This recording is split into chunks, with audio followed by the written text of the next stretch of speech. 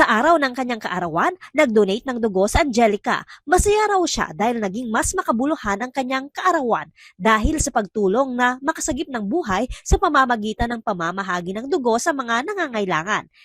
Nakaka-happy po siya kasi yun nga isa is nataon sa birthday ko and lagi na rin naman ako nagdo-donate po kaya yun. Tapos alam naman po natin lately na nagkakaubusan yung blood. Ngayong buwan ng mga puso, may mga isinasagawang bloodletting activity ang Philippine Red Cross kasama ng PRC La Union Chapter. Mga kabataan sa probinsya ng La Union ang nanguna sa aktibidad.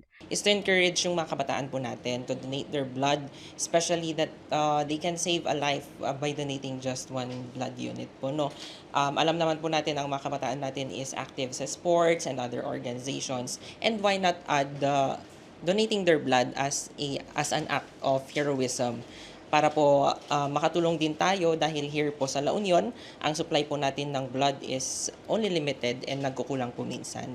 Pero may ilang ding walk-in na regular na raw na bumibisita sa tanggapan ng PRC La Union Chapter upang mag-donate ng dugo.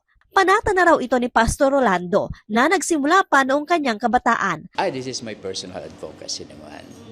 So since I'm also a pastor and I would like also to encourage our church members to really be part of this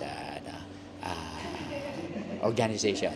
Umaasa ang PRC na mas marami silang mahihikayat na blood donors ngayong Love Month.